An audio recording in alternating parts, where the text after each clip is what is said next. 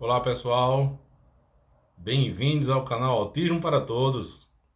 Sejam muito bem-vindos. Tomara que todos estejam bem. Forte abraço em todo mundo.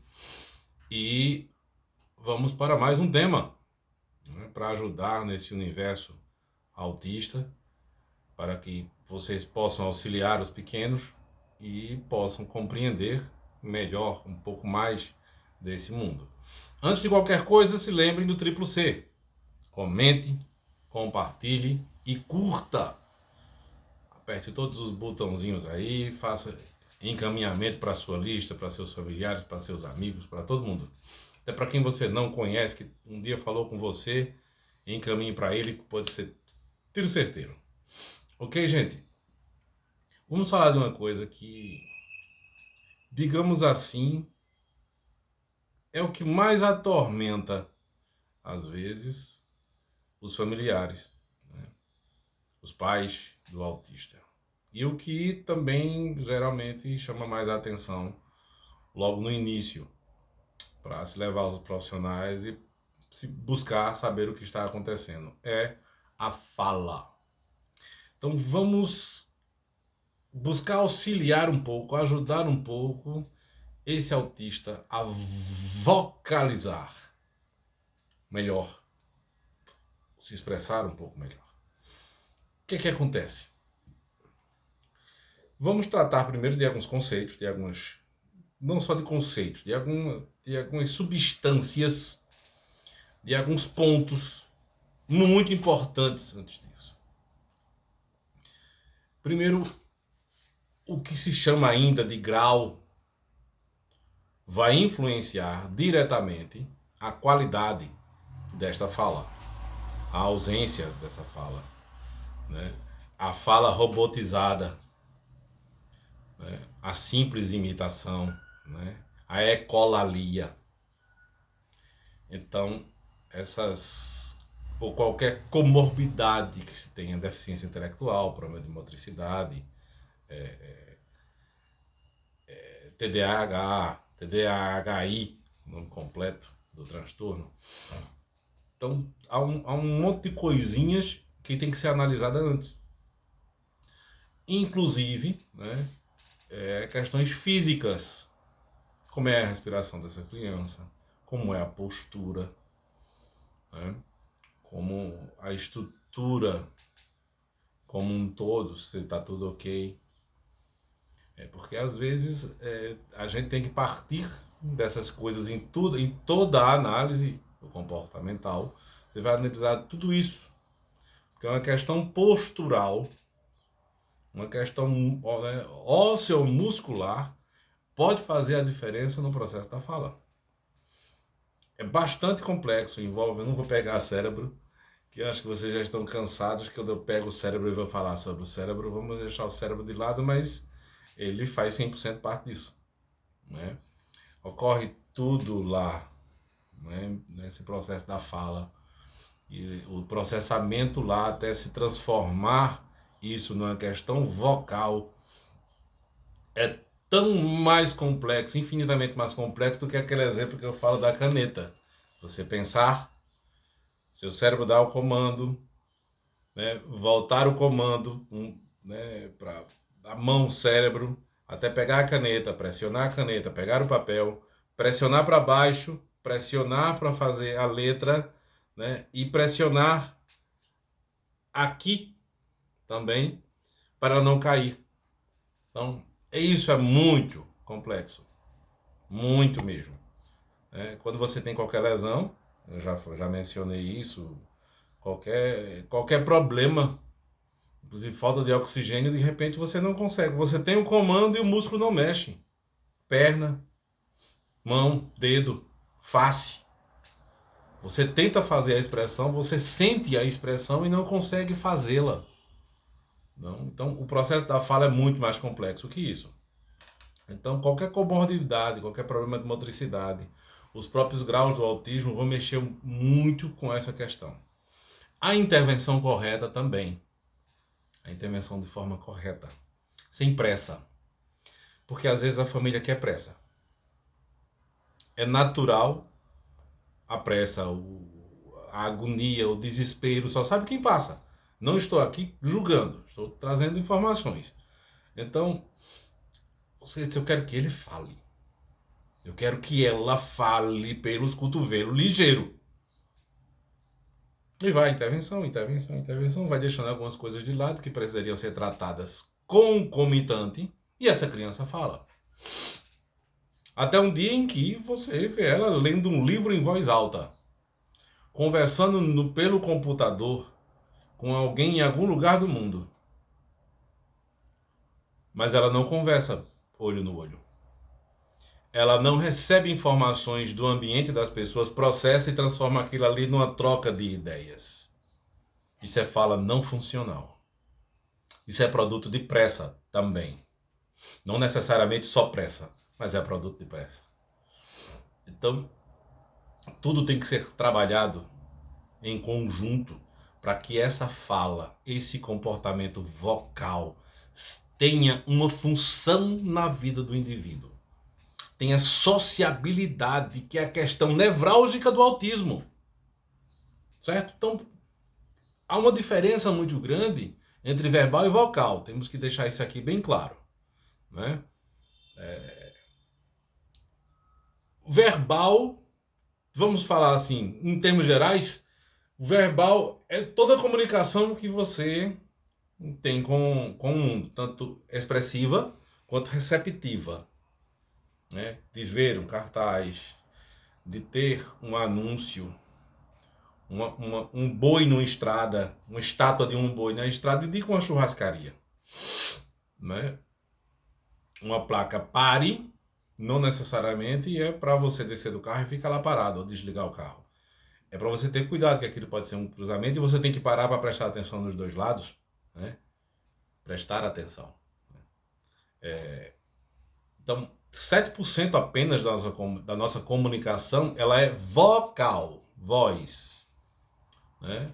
Todas as outras verbalizações são com o corpo, são silenciosas, são com o olhar, são com traços microscópicos da nossa expressão. O jeito de sentar, o jeito de cruzar os braços, né? O jeito de como você chega em algum lugar, a cara que você faz, o sorriso ou a ausência dele, tudo isso é comunicação. Tudo. Né? Esse sentir. Então, nós temos essa possibilidade. E temos que aprender isso para conseguir também entender o mundo do autista.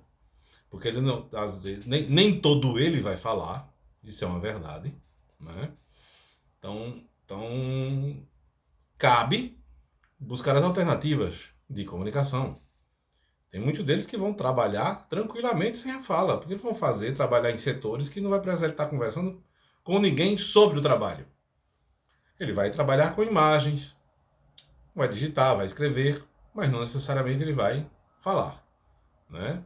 Porque não chegou a desenvolver.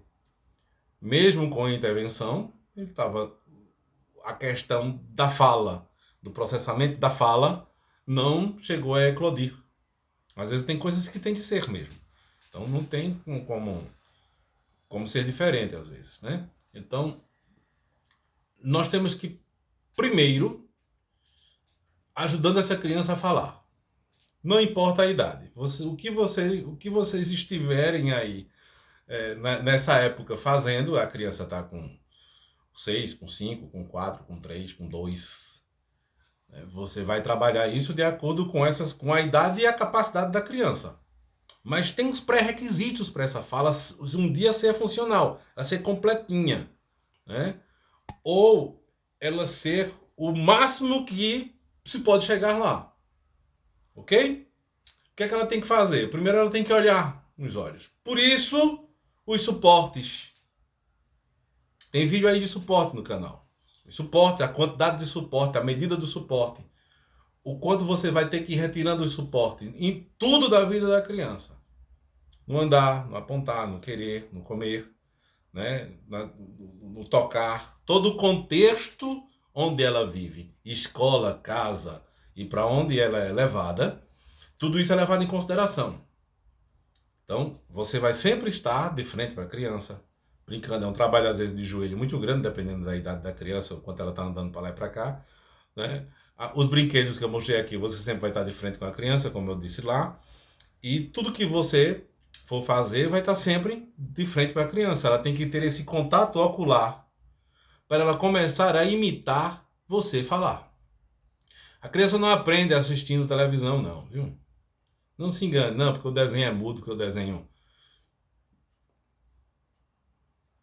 O que faz diferença é ela imitar você. Ela imita seres humanos.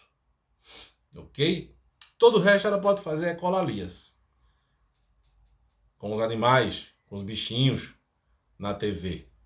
Mas aqui no mundo real ela vai imitar você. Ela tem que ver sua boca se mexendo. Para ela começar a imitar. E para ela fazer essa imitação, ela tem que imitar outras coisas. Por isso, brinquedos que você vai fazer, ó, faz igual. E o suporte de pegar a mão para fazer o movimento.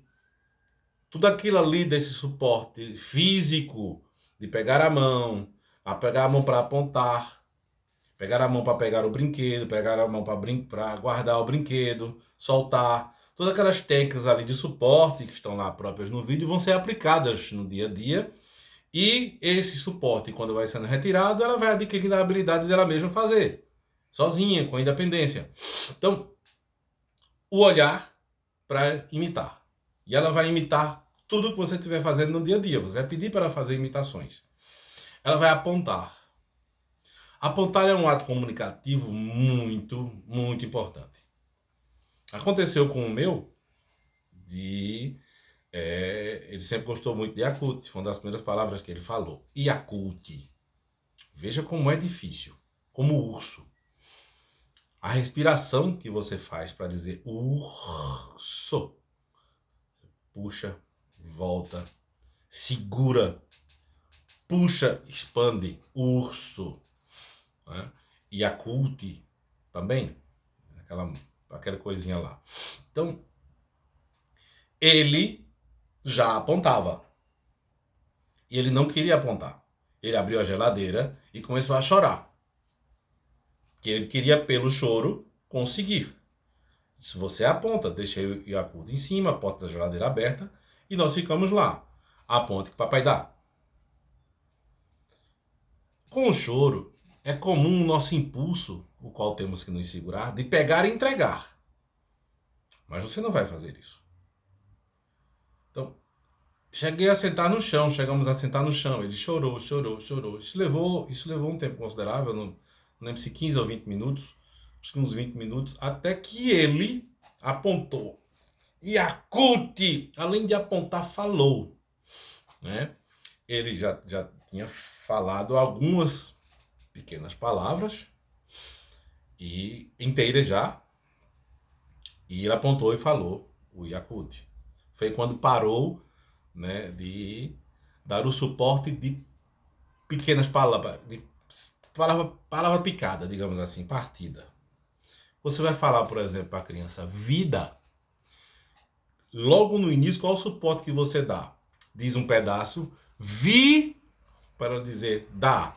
E depois você dizer vida, aí ela para dizer vida. Depois que ela diz uma palavra completa, esse cérebro não precisa mais de suporte. O que vai causar atraso. Você não diz mais vi para ela completar. Se ela já diz vida, você conversa com ela falando palavras inteiras para ela repetir. E se ela já sabe o nome do objeto, você não diz. Você mostra e espera ela dizer qual é o nome. Para ela dizer o nome. Né? Ela não vai falar vida. Né? Vida é uma coisa muito... é mais abstrata. Você não vai conversar sobre vida com a criança, mas você vai falar sobre bola, sobre caneta, sobre, né, bolhas, né, bolhas de sabão. Pega bolhas. Você não vai dizer bo, para dizer lhas. Senão ela vai querer completar. Ela retroage e vai querer completar, porque esse cérebro quer sempre o mais cômodo, né? Então, tem que apontar, olhar, né? E completando essas palavras para depois ir dizendo palavras completas. Então, quando ela ainda não está vocalizando nada muito claro, quando ela disser qualquer som, você vai dar o que ela quer. Você sabe que ela quer o biscoito. É o que você quer? Diga, biscoito, aponte. Qual é? Respirou, emitiu um pedaço, um som. Muito bem, você disse biscoito. Tome o biscoito. Quando ela começar a falar mais claramente, é que você vai fazer a palavra picada até ela, quando disser a palavra inteira, você não recorta mais, certo? Então, essas coisas do interesse da criança são muito importantes para ela conseguir fazer isso no dia a dia.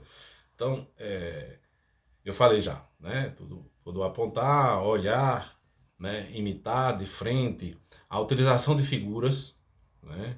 De coisas concretas, como eu já falei aqui. Ela precisa de concreto. Então você vai usar figuras em todo lugar, na cama, no quarto, ver ali aquelas figuras. De repente, até quando tá fazendo desenho animado, utilizar aquilo ali para mostrar menino, menina, urso, né? E figuras aqui do pato, do cachorro, da comida, do feijão, do arroz. Então, tudo isso você vai utilizar de figuras para reforçar esse comportamento da fala, ainda que sejam grunhidos, né? Com comandos sempre simples, né? O segmento de comandos é importante para o estabelecimento dessa questão emocional, né? Como eu falei no vídeo anterior, de trabalhar aquelas emoções, o reconhecimento daquelas emoções vai também fazer com que ela se aproxime do contato com esse mundo que é o mundo do outro, para haver a capacidade de emitir essas imitações, né? A gente sempre quer seguir o impulso de fazer no lugar da criança. Não vai vestir uma camisa, tal, né? O meu começou a vestir, né? Botar na frente dele, para ele botar a camisa, naturalmente, depois você vai dando pequenos suportes. Hoje eu entrego a camisa toda troncha, não entrego na posição de vestir, né? E ele já olha, já analisa onde é que ele vai pegar para colocar de uma vez. E às vezes engancha, né? A parte do braço vai para a cabeça e tudo. O seu impulso é ajudar. A gente tem que se segurar, né? Porque é muito importante ele conseguir essa independência, né? É muito, muito, muito importante. Então, a utilização da análise do comportamento nessa questão da fala funciona dessa forma, né? Também com auxílio de PECs, né? Que é a questão dessas figuras, essas palavras que né? Que vai trabalhando esse processo da fala, né? Uns demoram mais do que outros, né? Tenham paciência, mas vamos conseguir. Ok, gente? A gente fica por aqui por enquanto, depois a gente traz mais sobre o tema. Viu? Tudo de bom para vocês, muita paz. Tchau, tchau.